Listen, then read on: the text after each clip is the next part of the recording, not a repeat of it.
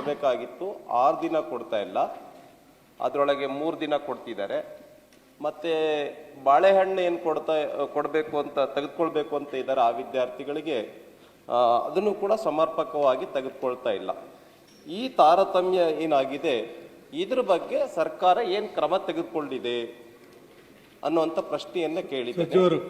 ಮಾನ್ಯ ಸಚಿವರು ಉತ್ತರವನ್ನು ಕೊಡಬೇಕು. ಮಾನ್ಯ ಅಧ್ಯಕ್ಷರೇ, ಅವ್ರು ಕೇಳಿರ್ತಕ್ಕಂಥ ಪ್ರಶ್ನೆ 762 ಶಾಲೆಗೆ ಭೇಟಿ ಅಲ್ಲ, ಅದು 9,000 ಶಾಲೆಗಳಿಗೆ ಭೇಟಿ ನೀಡಿ ರಿಪೋರ್ಟನ್ನು ಅಜೀಂ ಪ್ರೇಮ್ಜಿ ಫೌಂಡೇಶನ್ ಅವರು ಜಾಸ್ತಿ ದುಡ್ಡು ಕೊಟ್ಟಿರೋದು ನಮ್ಗಿಂತ. ಯಾಕೆಂದರೆ ನಾವು 2 ದಿವಸ ಕೊಡ್ತೀವಿ, ಅವ್ರು 4 ದಿವಸ ಕೊಡ್ತಾರೆ. ಮೊಟ್ಟೆನ 1,500 ಕೋಟಿ ಕೊಟ್ಟಿರೋದ್ರಿಂದ ಅವ್ರ ಕಡೆಯಿಂದನೇ ರಿಪೋರ್ಟ್ ಎಲ್ಲ ತರಿಸ್ಕೊಂಡಾಗ ಇದು ಏನು ಕೆಲವು ಕಡೆಗೆ 6 ದಿವಸನೂ ಮೊಟ್ಟೆ ಕೊಡಲ್ಲ ಅಂತ ಹೇಳಿದರೆ ಏನಾಗ್ತದೆ, ಅವರವ್ರು ಆಯ್ಕೆ ಮಾಡ್ತಾರೆ. ಈಗ ಶ್ರಾವಣ ಮಾಸದಲ್ಲಿ ಕೆಲವರು ಮೊಟ್ಟೆ ಸೇವನೆ ಮಾಡೋದಿಲ್ಲ, ಬರೀ ಬಾಳೆಹಣ್ಣು ಬೇಕು ಅಂತ ಹೇಳಿ. ಅದಕ್ಕೆ ಈ ಥರದ್ದು ಗೊಂದಲ ಬಿಟ್ಟರೆ ಬೇರೆ ಥರದ್ದು ಯಾವುದೇ ಥರದ ತೊಂದರೆ ಇಲ್ಲ. ಕೆಲವು ಪೇರೆಂಟ್ಸ್ ಅಲ್ಲೇ ಟೀಚರ್ಸೇ ತೀರ್ಮಾನ ಮಾಡೋರು, SDMC ಅವ್ರು ಏನಂತ ಇಲ್ಲ ಇವತ್ತೆಲ್ಲ ಮೊಟ್ಟೆ ಕೊಟ್ಬಿಡೋಣ, ಇಲ್ಲಾಂದರೆ ಇವತ್ತೆಲ್ಲ ಬಾಳೆಹಣ್ಣು ಕೊಡೋಣ ಅಂತ. ಅದಕ್ಕೆ ಈಗ ನಾವೇನು ಮಾಡಿದ್ದೀವಿ ಅಂದರೆ, ಈಗ ನೆಕ್ಸ್ಟು ಪೋಷಕರಿಂದ ಅವರಿಂದನೇ ಫಸ್ಟೇ ಬರ್ಸ್ಕೊಬಿಡ್ತೀವಿ. ಬರ್ಸ್ಕೊಂಡಾಗ ಯಾವುದೇ ಥರದ ತೊಂದರೆ ಆಗೋದಿಲ್ಲ. ಇಲ್ಲಾಂದ್ರೆ ನಮ್ಮ ಮಕ್ಕಳಿಗೆ ಮೊಟ್ಟೆ ತಿನ್ನಿಸ್ಬಿಟ್ರು, ಇಲ್ಲ ಬೇರೆ ಬೇರೆ ರೀತಿಯಲ್ಲೂ ಕೂಡ ಒಂದು ಉದಾಹರಣೆನೂ ಕೂಡ ಬಂತು. ಇಲ್ಲ ಈ ದೇವಸ್ಥಾನನೂ ಇಲ್ಲ, ಏನೂ ಇಲ್ಲ, ಏನೂ ತೊಂದರೆ ಇಲ್ಲ. ಮಂಡ್ಯ ಭಾಗದಲ್ಲಿ ಅವ್ರೇನಂತ ಮಾಡಿದ್ರು, ನೀವು ಮೊಟ್ಟೆ ಕೊಡೋದಾದರೆ ನಾವು ಶಾಲೆಗೆ ಮಕ್ಕಳನ್ನೇ ಕಳಿಸೋದಿಲ್ಲ, ನಾವು TC ತೊಗೊಂಡು ಹೋಗ್ತೀವಿ ಅಂತ. ಇಂಥ ಸಮಸ್ಯೆನೂ ಎದುರಾಗೋದ್ರಿಂದ ಅಡ್ಮಿಷನ್ ಟೈಮಲ್ಲೇ ಅವರಿಂದನೇ ನಾವು ಬರ್ಸ್ಕೊಂಡ್ಬಿಟ್ರೆ ಅವಾಗ ಅವ್ರಿಗೆ ಏನು ಬೇಕು ನಮಗೆ ಕೊಡೋದಕ್ಕೂ ಕೂಡ ಒಳ್ಳೆ ರೀತಿಯಲ್ಲಿ ಅವಕಾಶಗಳಾಗ್ತವೆ. ಆದರೆ ಯಾವುದೇ ಥರದ mismanagement as for A funds are concern ಅದು ಯಾವುದೇ ಕಾರಣಕ್ಕೂ ಆಗಲಿಕ್ಕೆ ನಾವು ಬಿಟ್ಟಿಲ್ಲ. ಈ ಥರ ಕಂಪ್ಲೇಂಟ್ ಬಿಟ್ಟರೆ ಇನ್ನೇನಿಲ್ಲ. ಪೋಷಕರ ಪರ್ಮಿಷನ್ ತೊಗೊಂಡು ಮಾಡೋದು ಅದು ಒಳ್ಳೆಯದು ಅನಿಸುತ್ತೆ. ಯಾಕೆಂದರೆ ಮಕ್ಕಳು ಅಂಡರ್ ಏಜ್ ಇರೋದ್ರಿಂದ ಅವ್ರಿಗೆ ಪೋಷಕರ ಕೈಯಲ್ಲಿ ಪರ್ಮಿಷನ್ ತೊಗೊಂಡು ಅವ್ರು ಏನು ಸೇವನೆ ಮಾಡೋದಕ್ಕೆ ಅವ್ರಿಗೆ ಆಕ್ಷೇಪ ಇಲ್ಲ ಅಂದರೆ ಅದು ಒಳ್ಳೆಯದು ಕೂಡ. ಮತ್ತು ನಿರ್ವಹಣೆ ಮಾಡೋದಕ್ಕೂ ಕೂಡ ನಮಗೆ ಅನುಕೂಲ ಆಗುತ್ತೆ. ಮಾನ್ಯ ಸಭಾಧ್ಯಕ್ಷ, ಸಭಾಧಿಗಳೇ, ಸಚಿವರು ಉತ್ತರ ಏನು ಕೊಟ್ಟಿದ್ದಾರೆ, ಉತ್ತರವನ್ನು ಕೊಟ್ಟಿದ್ದಾರೆ. APF ಅಜಿತ್ ಪ್ರೇಮ್ಜಿ ಫೌಂಡೇಶನ್ ಏನು ಮಾಡಿದೆ, ನನ್ನ ಪ್ರಕಾರ 762 ಶಾಲೆಗಳಿಗೆ ಭೇಟಿ ನೀಡಿದೆ. ಅದರಲ್ಲಿ 568 ಶಾಲೆಗಳಲ್ಲಿ ಮೊಟ್ಟೆಯನ್ನು ಸಮರ್ಪಕವಾಗಿ ನೀಡದೇ ಇರುವ ಬಗ್ಗೆ ವರದಿಯನ್ನು ಸಲ್ಲಿಸಿದ್ದಾರೆ. 700 ಇರ್ಬೋದು, ನೀವು 9,000 ಸಂಖ್ಯೆ ಅಂತ ಹೇಳ್ತಾ ಇದ್ದೀರಾ. 9,000 ಉತ್ತರ ಕೊಟ್ಟಿದೆ ನೋಡಿ. ಆ ಕಡೆ ನೀವು ಉತ್ತರ ಕೊಟ್ಟಿದ್ರಿ, 9,000 ಸಂಖ್ಯೆ ಅಂತ ನೀವು ಹೇಳಿದ್ದೀರಾ. ಇಲ್ಲಿ ಅಜಿತ್ ಪ್ರೇಮ್ಜಿ ಫೌಂಡೇಶನ್ ವರದಿಯಲ್ಲಿ 762 ಶಾಲೆಗಳ ಪೈಕಿ 568 ಶಾಲೆಗಳಿಗೆ ಭೇಟಿ ಮಾಡಿ ವರದಿಯನ್ನು ಕೊಟ್ಟಿದ್ದಾರೆ.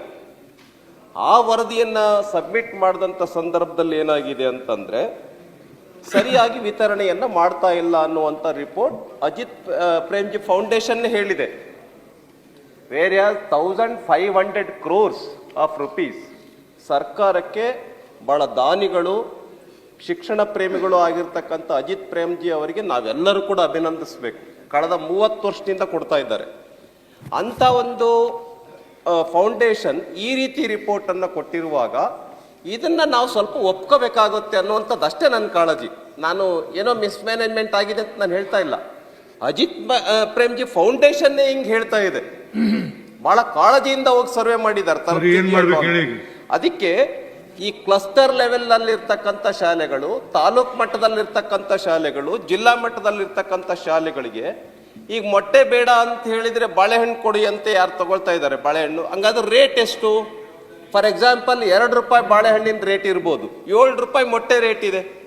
ಆದರೆ ದೊಡ್ಡ ಮಟ್ಟದಲ್ಲಿ ನಾವು ಖರೀದಿ ಮಾಡೋದ್ರಿಂದ ಇನ್ನೂ ರೇಟ್ ಕಡಿಮೆ ಆಗುತ್ತೆ. ಆ ಹಣ ಎಲ್ಲೋಗುತ್ತೆ? ಇದು ಪ್ರಶ್ನೆಯನ್ನು ನಾನು ಕೇಳಿದ್ದೇನೆ. ಯಾರು ತಪ್ಪು ಮಾಡಿದ್ದಾರೆ ಆ ಅಧಿಕಾರಿಗಳ ಬಗ್ಗೆ ಏನು ಕ್ರಮ ತೆಗೆದುಕೊಂಡಿದ್ದೀರಾ?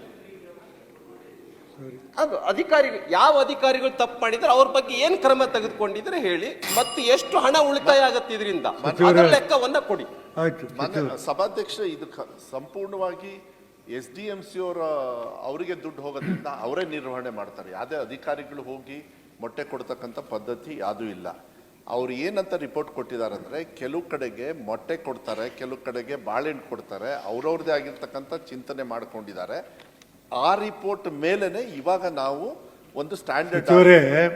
ಅವ್ರಿಗೆ ದುಡ್ಡು ಎಲ್ಲಿ ಉಳಿತದೆ ಅಂತ ಕೇಳ್ತಾ, ಅದು ಕೇಳ್ಬಿಡಿ. ದುಡ್ಡು ಈಗ ತತ್ತಿಗೆ 7 ರೂಪಾಯಿ, ಬಾಳೆಹಣ್ಣಿಗೆ 2 ರೂಪಾಯಿ. ಬಾಳೆಹಣ್ಣು ಅಲ್ಲ ಕೇಳಿ, ಅವ್ರು ಹೇಳೋದು ಆ ದುಡ್ಡು ಎಲ್ಲಿ ಉಳಿತದೆ ಅಂತ ಕೇಳ್ತಾರೆ, ಅದನ್ನು ಹೇಳ್ಬಿಡಿ. ಎಲ್ಲೂ ಉಳಿಯೋದಿಲ್ಲ. ಏನಾದ್ರು ಉಳಿದ್ರೇನೋ ಅದು SDMC ಅವ್ರ ಅಕೌಂಟಲ್ಲೇ ಇರ್ತದೆ. ಆದರೆ ₹2 ಬಾಳೆಹಣ್ಣು ಸಿಗೋದಿಲ್ಲ. ಅದನ್ನ ಅಷ್ಟೊಂದು ಹೋಲಿಕೆ ಅಲ್ಲ. ಬಾಳೆಹಣ್ಣು ಮೊಟ್ಟೆ ಏನಿದ್ರು ಕೂಡ ಹೆಚ್ಚು ಕಮ್ಮಿ ಒಂದು 50 ಪೈಸಾ ಹೆಚ್ಚು ಕಮ್ಮಿ ಆಗ್ತದೆ. ಅದು SDMC ಅವರೇ. ಸಚಿವರೇ ತಮಗೆ ಮಾಹಿತಿ ಎಷ್ಟು ಮೊಟ್ಟೆ ರೇಟು ₹7ಗಿಂತ ಇನ್ನೂ ಕಡಿಮೆ ಸಿಗ್ಬೋದೇನೋ. ₹7 ಅಂತ ಇಟ್ಕೊಳ್ಳಿ.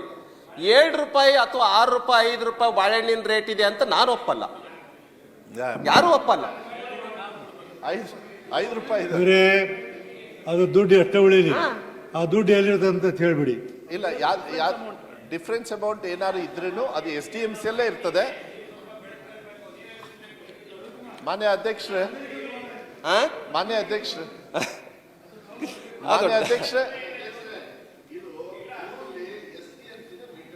ಹೌದು, SDMC ಬಗ್ಗೆನೇ ಸಹಪತಿಗಳು SDMC ಬಗ್ಗೆ ಕ್ರಮ ತೆಗೆದುಕೊಳ್ಳೋರು ಯಾರು? ಪ್ರಾಬ್ಲಮ್ ಏನಿದೆ ಮಾನ್ಯ ಅಧ್ಯಕ್ಷರೇ, SDMC ಬಗ್ಗೆ ಕ್ರಮ ತೆಗೆದುಕೊಳ್ಳೋರು ಯಾರು? ಒಂದು ನಿಮಿಷ ₹5 ಇರ್ತದೆ ಮೊಟ್ಟೆ, ಒಂದು ದಿವಸ ಇನ್ನೊಂದು ದಿವಸ ₹6 ಆಗುತ್ತೆ, ₹7 ಆಗುತ್ತೆ. ಫ್ಲಕ್ಚುಯೇಷನ್ ಇರ್ತದೆ. ಬಾಳೆಹಣ್ಣು ಇರ್ಬೋದು, ಚಿಕ್ಕಿ ಇರ್ಬೋದು, ಮೊಟ್ಟೆ ಇರ್ಬೋದು, ಎಲ್ಲವೂ ಕೂಡ. ಅದಕ್ಕೆ ಮೇಂಟೆನೆನ್ಸ್ ಇವ್ರು ಏನು ಮಾಡಿದ್ದಾರೆ ಅಂದರೆ, ಅಲ್ಲಿ ಸ್ಥಳೀಯವಾಗಿ ಏನು ಮಾಡಬೇಕು, ಯಾವ್ದು ಕೊಡಬೇಕು ಅಂತ ಹೇಳಿ SDMC ಅವ್ರಿಗೇನೆ ಪವರ್ಸ್ ಕೊಟ್ಬಿಟ್ಟಿದ್ದಾರೆ. ಮಾನ್ಯ ಅಧ್ಯಕ್ಷರೇ, ಅದನ್ನು ಮಾನಿಟರ್ ಮಾಡ್ತಕ್ಕಂಥದ್ದು